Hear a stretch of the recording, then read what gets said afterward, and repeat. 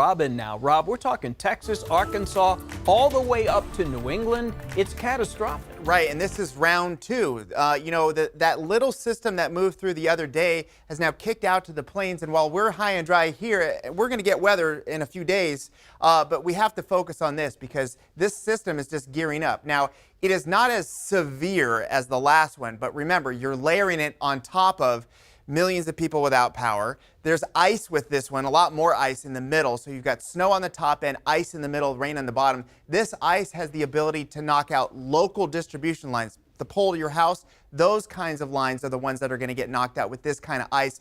Also makes driving very difficult, if not impossible. And you can see the whole area covered from Texas all the way up through the East Coast, including big metro areas like Charlotte, Raleigh, and D.C. are all in line to get major snow and ice in the coming days. For us, we're going to be moving out of this weather pattern in just a couple days, but today is another dry and mild day. But there's a couple changes. First of all, we don't have the fog this morning. Dry air has moved in and a little bit of wind stirring things up, keeping the dense fog from forming.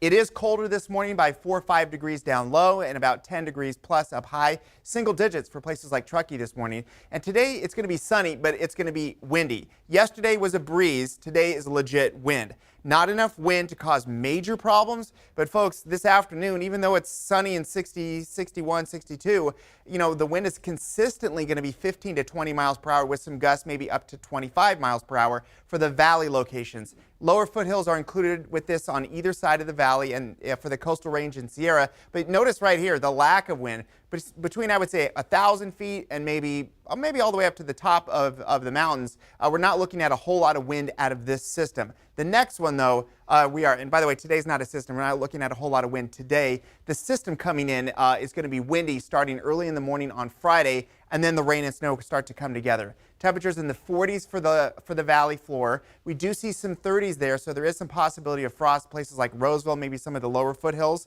But overall, everybody's temperatures, obviously, when the sun comes up or even higher in the sky, it's going to get warmer in the 60s, but it's the wind. Plan on the wind.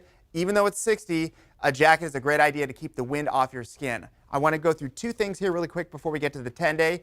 First of all, today is dry. Tomorrow is mostly dry, just some clouds moving through.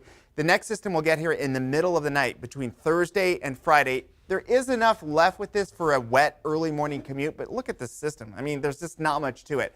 Maybe a 1/10 of an inch of rain and a couple inches of snow in the mountains, and then it's out of here by Friday afternoon.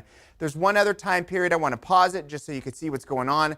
In the mountains early Saturday morning, there's still enough lingering here for the Tahoe Basin. This is important because by Saturday at noon, they have an NHL hockey game outdoors for South Lake Tahoe. No fans invited to that, but I think visually it'll be pretty interesting, and we're going to have to wait till maybe next weekend to see another system get close to us. Brittany?